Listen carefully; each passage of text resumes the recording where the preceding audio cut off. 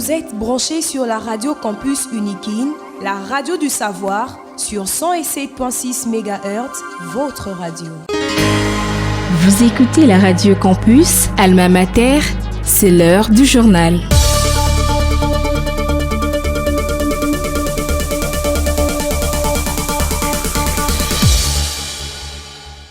Merci de rester fidèle à votre radio campus Alma Mater. Nous émettons sur la 107.6 MHz en modulation des fréquences. Au sommaire de ces bulletins d'information, les comités de gestion de l'université de Kinshasa portent à la connaissance des étudiants des classes de recrutement qu'un délai de grâce jusqu'au 25 janvier 2025 leur est accordé pour le paiement des frais académiques 2024-2025. Vous suivrez les détails dans ces bulletins. Situation à l'est de la République démocratique du Congo. Les combats continuent. Les forces armées de la République démocratique du Congo sont déterminés à libérer cette partie en dépit des renforts des terroristes de l'armée rwandaise.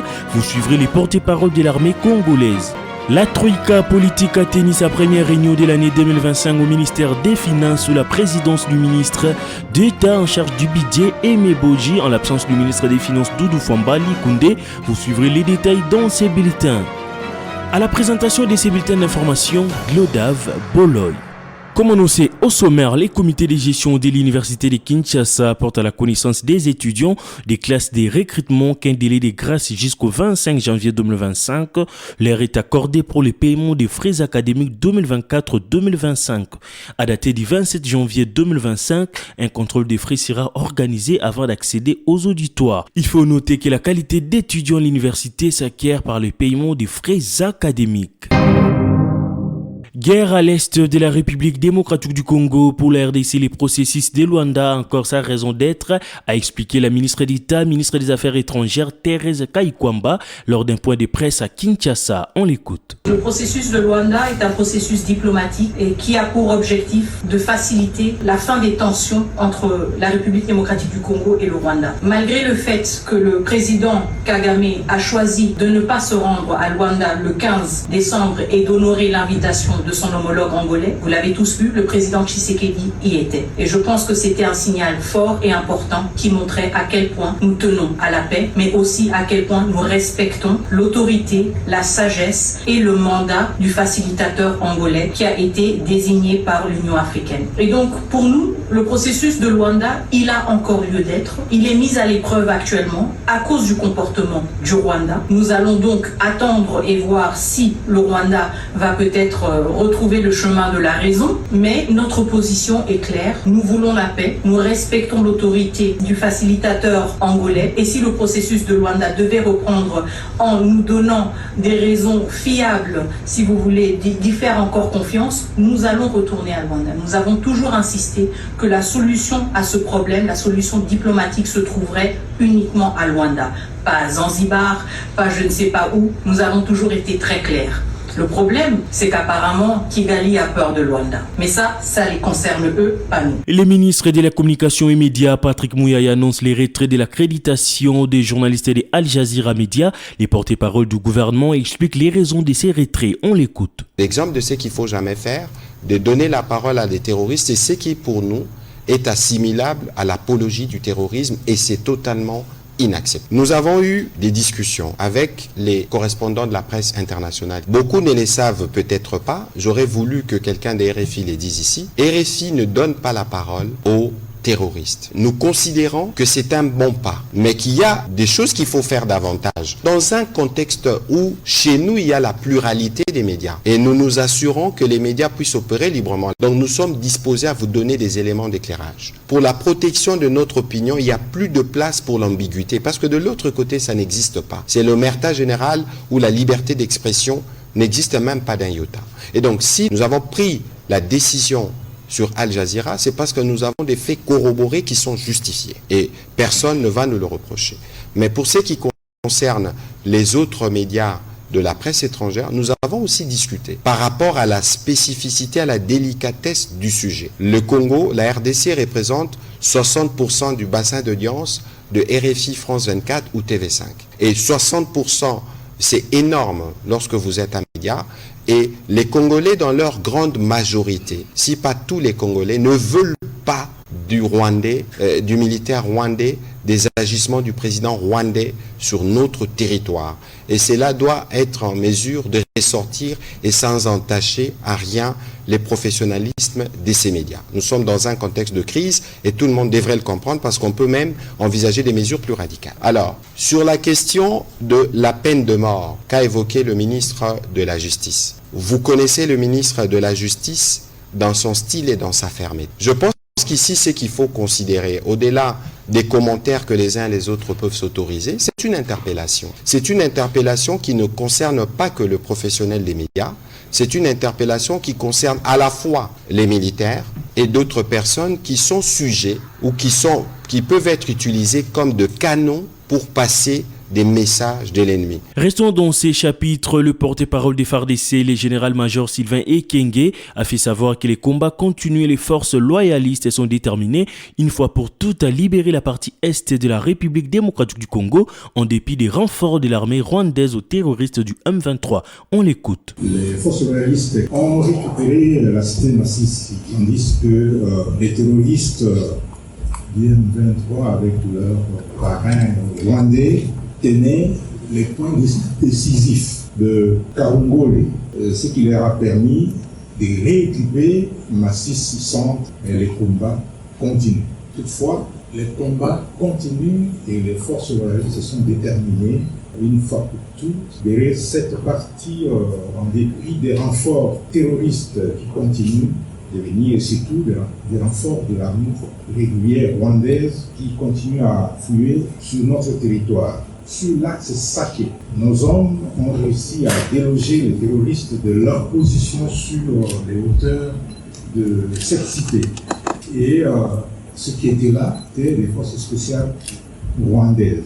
Au fondement, les terroristes rwandais ont essayé de secouer nos positions, mais ils n'ont pas pu avancer car les forces armées de la République démocratique du Congo leur ont infligé une bonne correction et avec l'intervention de tous les moyens qu'on a, les moyens aériens, les moyens terrestres, l'artillerie, nous ont perdu du terrain. Partout, l'ennemi a connu d'importantes pertes en nombre et en matériel. De toutes les façons, nous rassurons le peuple avec détermination sans faille des forces armées de la République, mettre un terme à cette agression qui a trop duré. Le ministre des Mines, Kizito Pakabomba, a reçu officiellement les rapports de la commission spéciale mise en place pour évaluer la régularité et la conformité des activités minières dans le sud Kivu. Après plus de 15 jours de travail intensif, la commission a entendu 18 entreprises sur les 30 convoquées par le ministère. Les rapports révèlent plusieurs violations du code et des réglementations minières, notamment l'absence de qualification des exploitants, l'exploitation semi-industrielle illégale dissimulée sous les activités des coopératives minières non conformes ainsi que des impacts environnementaux préoccupants. Le ministre a également insisté sur la nécessité d'étendre cette initiative à d'autres provinces pour assainir et renforcer la gouvernance dans les secteurs miniers. La Troïka politique a tenu sa première réunion de l'année 2025 au ministère des Finances sous la présidence du ministre d'État en charge du budget Aimé Boji en l'absence du ministre des Finances Doudou Famba en raison d'une mission officielle. Cette réunion a réuni entre autres la vice-ministre des Finances, le vice-ministre du budget, la gouverneur de la Banque centrale du Congo ainsi que plusieurs entités du ministère des Finances. Nouvelle session des formations de l'art du débat politique et la fonction de porte-parole. Cette session commence le 22 janvier 2025. Le professeur Jean-Paul Mbouya Koutoumissa est promoteur de l'école de l'art du débat et des porte-parole. Il revient sur les modalités de participation à cette formation. On l'écoute. Il faut attendre les connaissances sur l'art du débat politique et la fonction de porte-parole. Vous savez, ce n'est pas tout le monde qui sait comment débattre et ce n'est pas tout le monde qui maîtrise l'art du débat politique. Et c'est la raison d'être de notre école, l'école de l'art du débat et de porte-parole. Nous organisons des sessions de formation dans l'art du débat politique et dans la fonction de porte-parole. La prochaine session commence le 22 janvier prochain. La formation aura lieu à l'université de Kinshasa de 16h à 18h à la faculté des lettres et sciences humaines au local 7. Donc tous ceux qui veulent prendre part à cette formation dans l'art du débat politique et la fonction de porte-parole sont invités à venir à l'université de Kinshasa, à la faculté des lettres et sciences humaines, prendre leur inscription et ainsi commencer la formation. Je répète, la formation commence le 22 janvier prochain. Pour prendre part à cette formation, il faut avoir au moins le niveau de diplôme d'État. Donc quand on est diplômé d'État, on a un niveau suffisant déjà pour apprendre l'art du débat et la fonction de porte-parole. Il n'y a pas de distinction en termes de filière. Donc que vous soyez de la faculté des lettres, que vous soyez un médecin, que vous soyez juriste, que vous soyez informaticien, agronome, tout le monde peut apprendre l'art du débat politique et tout le monde peut apprendre à jouer le rôle de porte-parole pour une entreprise, pour un parti politique, pour une ONG ou n'importe quelle autre structure. Pour participer à cette formation, donc chaque formation coûte $50 américains. Et pour l'inscription, il n'y a pas de frais d'inscription. Donc, l'art du débat politique, c'est $50. La fonction de porte-parole, $50. Et il y a une partie théorique dans la formation et une partie pratique. Pour la partie pratique, naturellement, nous entrons dans un studio, nous venons avec nos matériels, caméras, micros, nous enregistrons une émission de débat et il en est de même pour la fonction de porte-parole, nous enregistrons des interventions des participants en tant que porte-parole. Donc je répète, tout le monde est le bienvenu, tout le monde peut suivre la formation sur l'art du débat politique et la formation sur la fonction de porte-parole. Bouclons ces bulletins d'information avec cette note sportive. La Ligue des champions de la CAF, le club sud-africain des Mamelodi Sundowns est arrivé à Kinshasa. Sera réussi par l'association sportive Maniema Union. C'est samedi 11 janvier 2025 au stade des Martyrs de Kinshasa à 15h pour le compte de la 5e journée des phases des poules. Vous l'avez compris, c'est la fin de ces bulletins d'information présentés par Glodav Boloy. Je vous rappelle les principaux titres.